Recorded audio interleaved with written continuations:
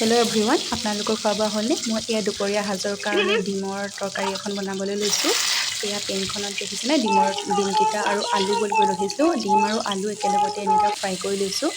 সোৱাদ অনুসৰি নিমখ আৰু হালধি দি দিব। তাৰপিছতে মই ডিম আৰু আলুকেইটা এনেকৈ ৰঙাকৈ ফ্ৰাই কৰি লৈছোঁ। এয়া হওক মোক ক'ৰবাৰ পৰা লোৱা নহয় দেই, মই নিজে ভাবি পেলাই বনোৱা আৰু এনেই কেতিয়াবা বনাই থাকোঁ এনেকৈ। আৰু সেই পেনখনতে মই কাটি ৰখা ৰচুন এনেকৈ দি দিছোঁ। সৰু সৰুকৈ কাটি দিলে ভাল হয় খাবলৈ, বেছি নাই দিয়া বাৰু। তাৰপিছত পিঁয়াজো এনেকৈ এটুকুৰ এটুকুৰকৈ এৰুৱাই দিছোঁ। এৰুৱাই দিলে খাবলৈ ভাল লাগে, সোৱাদটো মানে বেলেগ এটা আহে আৰু ফ্লেভাৰটো। তাৰপিছতে সোৱাদ অনুসৰি নিমখ দি দিব। হালধি মানে মই দি দিয়া নাই, হালধি তাত অলপ দিছিলোঁ যে হালধি দিয়া নাই সেইটো কাৰণে। তাৰপিছতে আকৌ সেইখিনি অলপ ভাজা হোৱাৰ পাছত ফ্ৰাই কৰি ৰখা ডিম আৰু আলুখিনিও তাতেই দি দিছোঁ। তাৰপিছত স্পেচিয়েল বস্তু দেখাইছোঁ ৰ'ব, এয়া হৈছে টমেট' চচ। টমেট' চচ অকণমান সৰহকৈ দি দিব, খাবলৈ ভাল লাগে।